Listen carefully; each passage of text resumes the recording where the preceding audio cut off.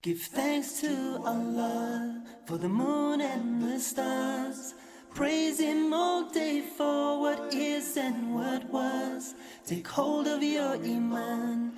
Don't give in to shaitan. Oh, you who believe, please Lumaki give ako sa thanks to Maynila, sa lugar ng Tayuman, na kung saan napakaraming mga rebulto dyan. Ang magulang ko ay maituturing kong sagrado katoliko. Hindi lang sila maituturing na sagrado dekandado pa.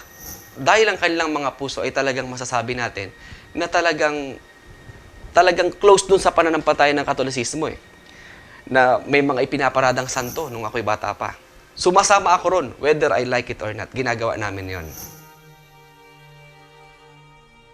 Nung time na, sa panahon ko na ako'y bata pa, nagkaroon na ako ng tinatawag na personal attachments sa mga ibang grupo naman ng Kristyanismo. Ibig sabihin, sa ibang grupo, kagaya ng mga born again, nagkaroon din ako ng mga personal communication, kagaya kay Kenneth Hagin Ministries, which is in the US. Nagkaroon din ako ng communication doon kay Pastor Ed Lapis ng Day by Day. Kaya yun yung mga something na masasabi ko na isang highlight sa buhay ko bilang Kristiyano, bilang born again that time.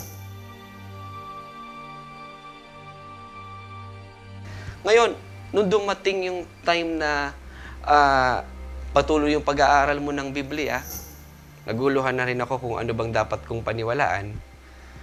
Dumating sa akin yung tinatawag na pagsusuri. Among all the religions na pinag-aaralan namin when I was a born-again Christian noon, Islam lang ang nakikita kong pagdating sa kaisahan ng Panginoon, Islam lang ang may pinakamalalim na talagang pagkilala. Pag sinabing isa lang malinaw ang Islam at kailanman hindi ito nagkakaroon ng question. No, there's no question in Islam.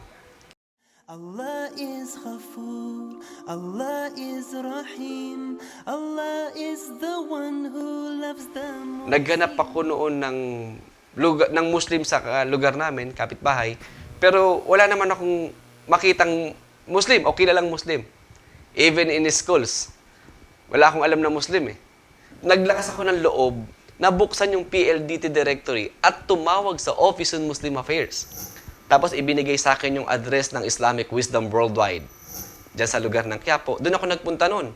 Nung pagpunta ko sa lugar ng Quiapo, mayroon akong nakausap na brother at pinaliwanag niya sa akin yung Islam. Ngayon, umabot yung discussion namin ng almost 3.5 hours. Nagtataka ako kung sa tuwing pagsasalita ko, may sagot siya Pero kapag ako naman nang hahanapan niya ng katanungan, doon ako napapa-hands up. Kagaya ng like for example, the authenticity of the scriptures, kagaya na sinabi ko.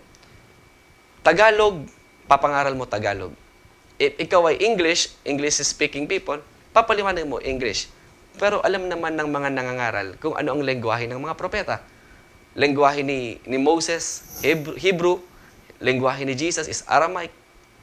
The language of Prophet Muhammad is Arabic. Ngayon, alam nila yan Ngayon, hinahanap sa akin ngayon yung Aramaic, which is the language of Jesus Christ. The language of Moses. Pero wala nga naman tayo dito nun.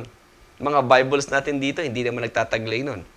Dahil nung kapanahonan na yun, hindi naman labas yung parallel Bible na kung saan andyan yung mga Hebrew at mga iba-iba pa. Hindi naman ganun widely circulated yun that time. Hanggang sa naging malalim yung pag-uusap namin. Nung hapong yun, ang nangyari sa akin ay, kumbaga parang nag-declare na ako. Sabi ko, I will embrace na Islam. Ang nangyari, inakampanya ako dun sa Golden Mosque, inside the Golden Mosque. Then I took my shahada. After kong mag-shahada, actually yung unang-unang sujud ko o yung prostration na ginawa ko, yun ang bagay na hindi ko kailanman makakalimutan sa buhay ko. Parang hindi ko maipaliwanag kung ano yung meron dito Yung unang-unang pagpapatira pa ako, naramdaman ko na sabi ko, Ya Allah. Sabi ko, hindi ko pa alam ang prayers noon. Hindi ko pa alam kung paano inuusan ng mga panalangin. Pero nung sinabi ko, Ya Allah, sabi ko, O Panginoon, O Allah, sabi ko, ikaw na ang bahala sa akin. Ikaw ang bahala sa pamilya ko. Pag prostrate ko, pagtaas ng ulo ko, parang ang feeling ko, parang ang liwanag ng paligid ko. After ko yakapin ng Islam, dumating yung mga ilang panahon, ilang buwan, yumakap na rin sa Islam ang aking pamilya.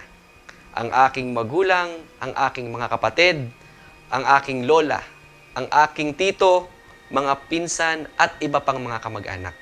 Actually, ako yung first Muslim in my community. Kaya I am proud. Hindi ako nahirapan ipaliwanag ang Islam sa kanila. At hindi rin sila nahirapan tanggapin ako.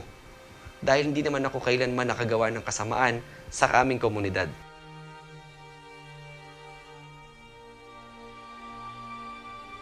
Nung yakapin ko ang Islam, sabi ko, Panginoon, Allah, sabi ko, wala na akong trabaho. Sabi ko, mas pinili kita. Sabi ko. Kaya ang nangyari nun, tumahimik ako, sabi ko, nagdasal ako, sabi ko, sana makahanap ako ng trabaho na kung saan mabibigyan ko ng time yung pagsamba ko sa Panginoon. At bukod ron, bukod sa pagsamba sa Panginoon, magagampanan ko yung tinatawag na utos mo para sa iyong mga alipin. Hanggang sa isang araw, sa hindi inaasahang pagkakataon, tinawagan nga ako. No? May tumawag sa akin, dito nga from this organization, from Greenpeace. Kaya isa yun sa mga bagay na masasabi ko na ikinagagalak ko, na ibinigay ni Allah subhanahu wa ta'ala sa kanyang alipin, kagaya ko, yung isang masasabing napakagandang hanap buhay. Dito nga, nailagay ako dito, na kung saan, nung nagtatravel na ako, doon ko nakikita ang ganda ng nilikha ni Allah subhanahu wa ta'ala. Dito ko nakikita na ang ganda ng paligid kung hindi lang talaga dudumihan ng tao eh. Napakaganda ng kalikasan. Ang karagatan, napakaganda ng tubig ng karagatan. Ang kalupaan, makikita natin, napakaganda ng kalupaan. Malinis ang kalupaan kung atin lang talagang pagsusumikapan, nagawin ang mga bagay-bagay. Actually, pag nasa ere kasi tayo, nakasakay ka ng aeroplano, makikita mo yung ganda ng paligid eh. Makikita mo yung ganda ng nilikha ng dakilang tagapaglikha.